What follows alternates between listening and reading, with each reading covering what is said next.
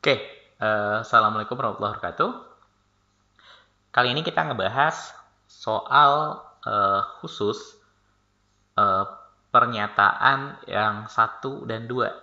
Kan pada pengetahuan kuantitatif tahun lalu, tiga soal terakhir dari nomor 98, 99, sama 100, itu soalnya tipenya agak sedikit berbeda dari yang lain. Dan sebelum-sebelumnya nggak pernah ada tipe seperti ini. Kita diberikan soal seperti soal nomor satu ini, diberikan pertanyaan, misalkan kayak gini, apakah X besar dari 2Y, terus dikasih tahu ada pernyataan satu sama 2. Yang ditanya, apakah pernyataan satu atau 2 ini cukup buat menyelesaikan soal yang ditanya. Oke? Apakah satu saja cukup, duanya enggak? Atau pilihan B-nya, 2 saja cukup, tapi satunya enggak? Atau yang C, butuh dua-duanya bersama-sama agar bisa kita ngejawab pertanyaan ini. Oke? Yang C, dua pernyataan. Yang D, satu aja cukup. Dan dua saja juga cukup. Jadi pakai satu-satu ternyata masing-masing cukup. Atau yang E, dua-duanya ternyata nggak cukup. Nah, untuk ngejawabnya, jangan sampai salah dalam ngejawab soal seperti ini. Jangan pernah dicoba gabungkan dua-duanya langsung dari awal. Tapi ngejawabnya dengan cara pakai satu-satu dulu. Pakai dulu pernyataan satu, oke, cek bisa atau tidak. Lalu kemudian pakai pernyataan dua, cek bisa atau tidak. Kalau ternyata masing-masing nggak bisa, baru gabungkan dua-duanya. Nah, sekarang kita jawab soal yang ini.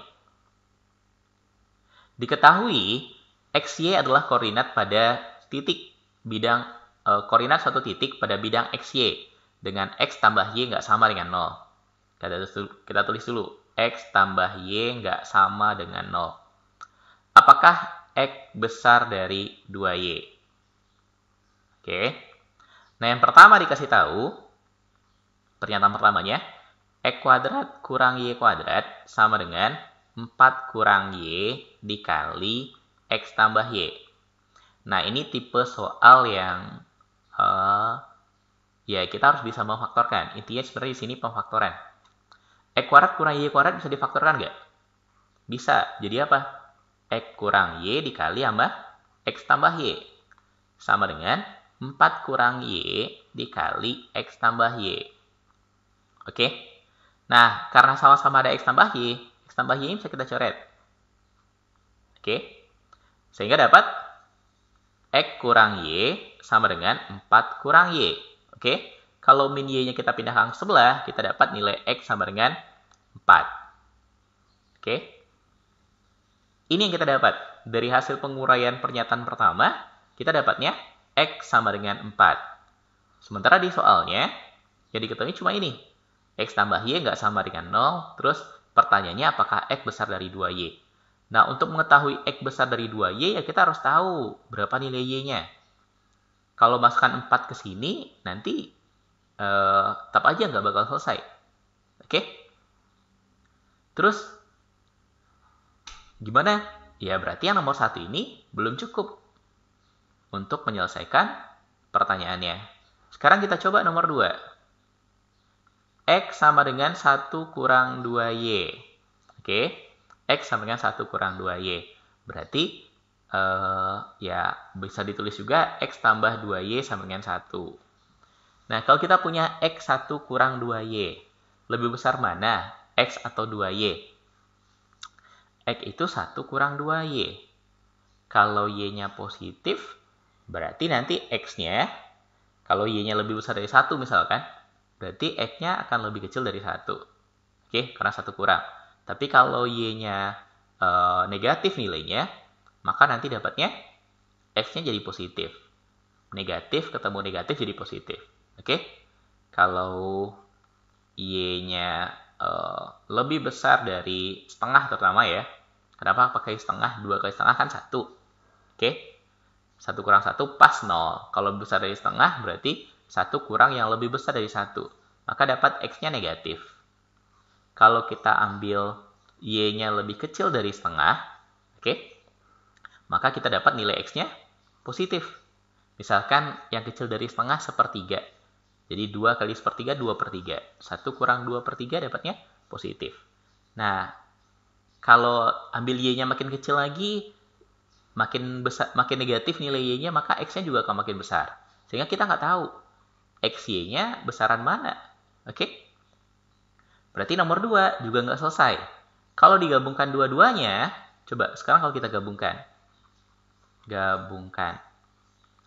Tadi di nomor 1 kita dapat X sama dengan 4. Di nomor 2 kita dapatnya X tambah 2Y sama dengan 1. Kalau digabungkan, berarti masukkan nilai X-nya 4. 4 tambah 2Y sama dengan 1. Berarti 2Y hasilnya adalah 4-nya pindahkan, 1 kurang 4, min 3. X-nya 4, 2Y-nya min 3. Nah, besaran siapa sekarang? Apakah X besar dari 2Y? Iya, benar. X besar dari 2Y itu benar. Maka, untuk ngejawab ini benar atau tidak, maka kita perlu dua-duanya. Oke? Satu aja nggak cukup, tapi kita butuh dua-duanya. Sekarang, kita lanjut soal nomor 2. Jika diketahui persamaan 2X kurang 3Y tambah Z sama dengan 5, maka berapakah nilai 4Z?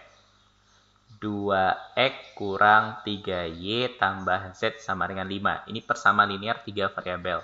Ditanya 4Z itu berapa? Yang diketahui di pernyataan 1, 4X kurang 6Y sama dengan 8. Oke. Nah, gimana caranya biar kita bisa dapat Z? Ya, coba eliminasi. Bisa nggak dapat Z? 2X kurang 3Y tambah Z sama dengan 5. Kita punya 4X kurang 6Y sama dengan 8. Coba, bisa disederhanakan dulu nggak? Dibagi 2. 2X kurang 3Y sama dengan 4. 2X kurang 3Y sama dengan 4. Kalau ini kita eliminasi, kita kurangkan. 2X kurang 2X, habis. Min 3Y kurang min 3Y, habis. Tinggal berapa? Z sama dengan 1. Kalau Z-nya sama dengan 1, berarti 4Z sama dengan 4. Berarti bisa ngejawab ini nggak? Ternyata bisa. Oke? Jadi nomor 1 cukup. Nah, jangan langsung jawab A. Cek dulu apakah yang nomor 2-nya juga cukup atau tidak. Yang nomor 2, 3Y kurang 2X sama dengan min 4. Ini kalau kita balikkan, ya kalau tulis 2X-nya duluan, min 2X tambah 3Y sama dengan min 4.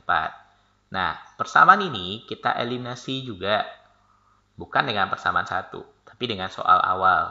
Oke? Kalau kita mau cek apakah 2 itu cukup atau tidak, satunya jangan dipakai. 2 aja yang dipakai, cek kalau kita gabungkan sama soal awalnya selesai atau tidak. 2X kurang 3Y tambah Z sama dengan 5. Terus di pernyataan 2 kita punya min 2X tambah 3Y. Oke, sama dengan min 4. Coba, kalau ini kita tambahkan, jadi berapa? Habis. 2X tambah min 2X habis. Min 3Y tambah 3Y habis. Tinggal berapa? Tinggal Z. 5 tambah min 4 ternyata juga 1. Oke? Jadi apakah nomor 2 kalau dipakai yang 2 saja selesai? Selesai dia. Dipakai 1 saja? Selesai juga dia. Maka jawaban yang mana? Yang D. 1 saja cukup. Dan 2 saja juga cukup. Oke? Lanjut ke soal nomor 3.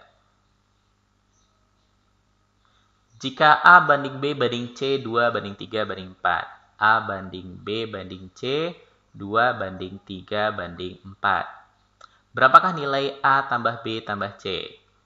A tambah B tambah C. Oke. Nah, soal-soal perbandingan kayak gini, jangan pernah kalau kita punya perbandingan A banding B banding C, 2 banding 3 banding 4, jangan pernah langsung tulis A-nya 2, B-nya 3, C-nya 4. Jadi A tambah B tambah C, 2 tambah 3 tambah 4, 9. Salah.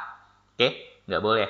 Karena ini berupa perbandingan, anggap aja A-nya bernilai 2X, B-nya bernilai 3X, dan C-nya bernilai 4X. X-nya angkanya bisa berapa saja. Oke? Nah, untuk mengetahui A, B, C, D, E-nya mana yang benar, ya sama kayak tadi, cobain dulu satu-satu. Pernyataan 1. A kurang B-nya sama dengan 2. Berapa nilai A? 2X. Kurang. B-nya berapa? 3x sama dengan 2. Jadi berapa x? Min x sama dengan 2. Berarti x-nya berapa? Min 2. Oke? Ini kalau ditambahkan, A tambah B tambah C, pakai nilai x yang ini, dapatnya berapa? 9x. Nah, berarti kalau kita udah punya x, A tambah B tambah C kan tadi 9x. 9 kali min 2, min 18. Selesai? Selesai. Oke, kita dapat nilai A tambah B tambah C. Sekarang yang kedua. Kalian diketahuinya B tambah C sama dengan 21. Kayak gitu lagi. B-nya berapa? 3x. C berapa? 4x. Sama dengan 21. 3x tambah 4x, 7x 21. Jadi x-nya berapa? 3. Kalau x-nya 3, berarti kalau A tambah B tambah C, kan hasilnya 9x. Berapa nilai 9x? 9 kali 3, 27. Selesai? Selesai. Tapi kok jawabannya beda? Gak ngaruh jawabannya mau sama atau beda, gak masalah. Kita cuma mau ngecek, kita bukan mau ngejawab berapa hasil A tambah B tambah C, kita mau ngecek apakah satu saja cukup atau dua saja cukup. Dua-duanya ini dua hal yang berbeda, terpisah. Jadi kalau jawabannya berbeda, ya nggak masalah. Oke? Maka jawaban yang mana? D. Satu saja cukup. Kalau pakai satu selesai dia, kita bisa jawab A tambah B tambah C min 18. Kalau pakai yang kedua juga selesai dia, kita bisa jawab A tambah B tambah C-nya adalah 27. Oke? Sekarang, soal nomor 4.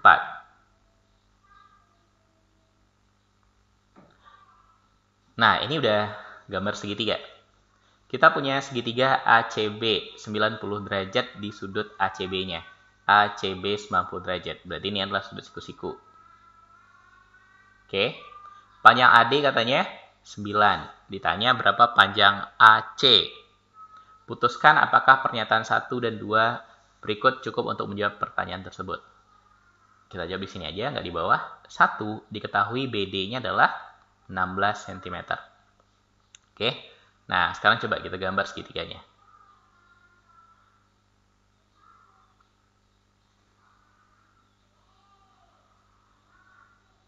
Oke. Sudut ini siku-siku. Ini sudut siku-siku. Ini segitiga A, B, C. Nah, karena BD diketahui 16, kita buat putus-putus. Ini titik D. BD 16. AD 9. Berarti kita tahu panjang AB itu sama dengan 25 cm. Oke. Nah, dalam segitiga siku-siku ada persamaan yang biasanya selalu kita pakai, yaitu persamaan Pitagoras. Yang ditanya AC-nya berapa? AC. Berarti yang ini yang ditanya, AC ini. Oke. Nah, untuk mengetahui panjang AC, berarti kita harus tahu dulu panjang CB berapa. Oke, kalau mau pakai Pitagoras. Atau enggak, pernah dulu waktu SMP belajar kesebangunan dan kekongruenan. Oke. Nah, kita menggunakan prinsip kekongruenan di sini. Ada dua segitiga yang kongruen. Segitiga apa aja? Segitiga ADC. ADC, segitiga susiku enggak? Iya. Oke. Sudut A-nya, jadi syarat segitiga kongruen itu dia punya sudut-sudut yang sama besar. Asalkan meskipun ukurannya berbeda. Oke? Kongruen itu sudut-sudutnya sama besar, yang paling penting. Dengan segitiga yang besar, ABC, itu dua segitiga yang kongruen. Kongruen. Oke? Nah, dari mana kita tahu dia kongruen? Ya, ketiga-tiga sudutnya sama besar. Pada segitiga ADC, dia punya satu siku-siku. Pada segitiga ABC, dia punya satu siku-siku di C. Oke? Pada segitiga ADC, ada sudut A. Pada segitiga ABC, juga ada sudut A. Oke? Nah, karena dia punya satu sudut A-nya sama, terus ada satu sudut siku-sikunya, otomatis sudut satu laginya, kalau pada ADC, berarti sudut C ini sama dengan sudut B. Oke? Nah, dalam kekongruenan, berlaku perbandingan sisi-sisi yang mirip, itu perbandingannya sama. Nah, pada ADC, sisi yang pendeknya itu kan AD. Kita bandingkan sama sisi yang pendek pada ABC. Pada ABC ini sisi yang pendeknya berarti yang mana? AC. Oke? AD banding AC. AD adalah sisi atau alas pada segitiga ADC. Sementara AC adalah alas pada segitiga ABC. Kita gambar dulu lah biar lebih jelas. ADC-nya gambarnya kayak gini. Oke. ADC. Kalau ACB gambarnya kita putar ADC-nya, ACB-nya, maka nanti ACB gambarnya kayak gini. Kalau diputar. Ini A, ini C, ini B. Oke. Sudut A-nya sama-sama ada segitiga siku, sama ada sudut siku-siku. Oke. Jadi sudut B di sini sama seperti sudut C di sini. Nah, AD adalah alas pada segitiga yang kecil. AC adalah alas bagi segitiga yang besar. Sama dengan, karena yang diketahui berikutnya adalah sisi miring. Oke, sisi miring AB berapa? 25. Sisi miring AC berapa? Ini yang mau dicari. Oke, ini AC. Jadi sama dengan AC, sisi miring yang kecil, segitiga kecil, sisi miring adalah AC, dibagi segitiga yang besar, sisi miring adalah 25. Oke, atau AB. Nah, sekarang tinggal kita masukkan angka. AD, berapa panjang AD? 9. AC, sama dengan AC per panjang AB, 25. Kali silang, 25 kali 9, 225 sama dengan AC kuadrat. Berarti AC saja, akar 225, 15. Oke, sebenarnya kalau ada kuadrat, lalu kita hilangkan kuadratnya, jawabannya plus minus 15. Tapi karena ini berkaitan sama panjang nggak mungkin negatif. Kita ngambilnya cuma 15 saja. Berarti apakah yang satu cukup? Cukup ternyata. Oke, kita pakai yang diketahui BD saja, ternyata kita bisa selesaikan, kita bisa menghitung berapa panjang AC. Pakai prinsip kongruen. Oke, sekarang pernyataan kedua, BC-nya 20. BC sama dengan 20. Kita gambar lagi segitiganya.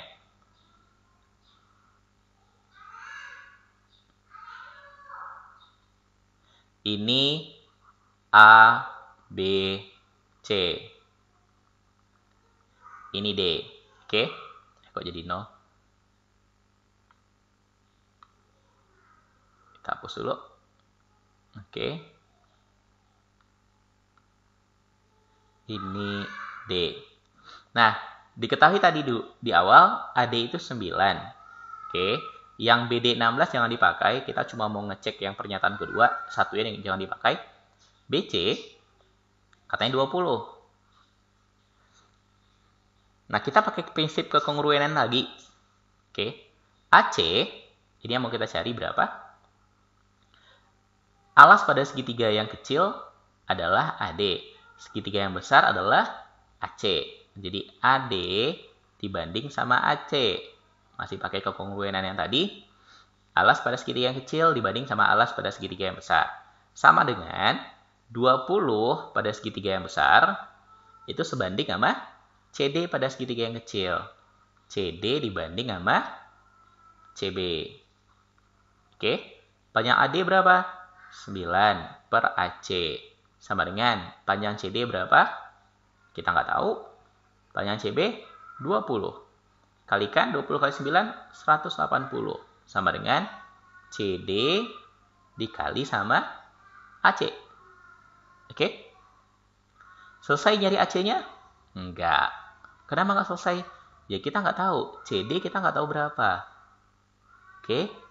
Kita cuma tahu perbandingannya saja. AC, ya itu yang mau kita cari, kita juga nggak tahu berapa. BD, kita juga nggak tahu berapa. Jadi terlalu banyak yang nggak diketahui di sini. Oke? Jadi selesai? Enggak. Maka jawabannya yang mana? 1 saja cukup, tapi 2 saja nggak cukup. Oke, kita lanjutkan. Soal yang kelima. Nah, ini berkaitan sama sudut-sudut. 2 garis sejajar dipotong oleh 2 garis berbeda yang tidak sejajar, seperti gambar di bawah ini. Yang ada 2 garis sejajar, dipotong oleh 2 garis yang tak sejajar. Ini sudut X, sudut W, sudut Y, sama sudut Z.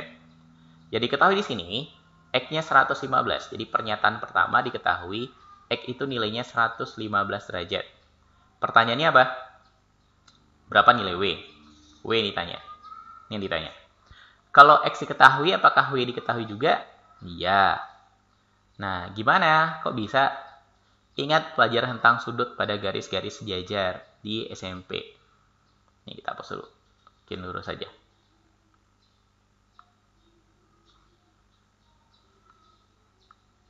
Oke.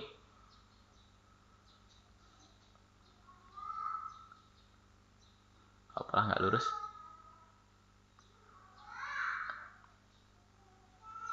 Oke, ke garis lurus. Ini garisnya. Kemudian garis ini dipotong oleh dua garis lainnya. Garis pertama, terus ini garis kedua. Nah, dua garis ini sejajar. Di sini nilainya X. Oke. Kalau ini X, otomatis ini juga X. Coba perhatikan, sama nggak besarnya? Sama. Pada dua garis sejajar, sudut sehadap, ini namanya sudut sehadap, sama-sama ngadap ke atas sana. Itu nilainya sama. Jadi kalau ini 115, ini juga 115. Dan W ada di sebelahnya. Apa hubungan X sama W? Mereka berpelurus istilahnya. Mereka berada pada satu garis lurus. X kalau ditambahkan sama W, maka jumlahnya sama dengan 180 derajat. X-nya 115 tambah W 180 derajat. Berarti W-nya 115 pindah ke sana, 140 kurang 115, 65 derajat. Selesai? Selesai. Kita mau nyari W, dan ternyata dari pernyataan 1 saja kita dapat nilai W. Untuk pernyataan 2 saja. Apakah cukup? Ya, kita coba cek. Untuk pernyataan 2, X kurang Y sama dengan 65. Oke, X kurang Y sama 65. Yang mau kita cari W. Oke, nah gimana cara ngitungnya? Kita coba aja dulu. Pakai yang tadi, kalau ini X, maka ini juga X. Oke, jangan ambil X-nya 115, karena itu untuk yang pernyataan 1 saja. Apa hubungan X sama W? X tambah W 180 derajat. Oke, terus X kurang Y sama dengan 65 derajat. Kalau ini kita kurangkan, X kurang X habis, W kurang min Y, W tambah Y. 180 kurang 65, 115. Kita dapat W tambah Y 115. Terus W sama Y itu ada pada sebuah segitiga. Oke.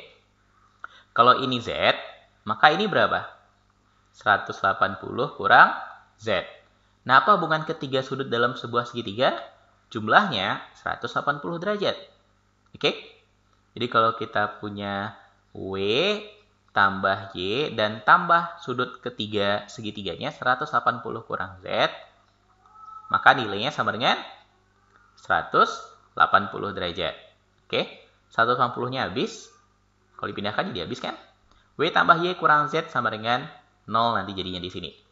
Nah, W tambah Y karena nilainya 115, 115 dikurang Z sama dengan 0. Berarti Z itu jawabannya 115. Z yang malah yang kita peroleh.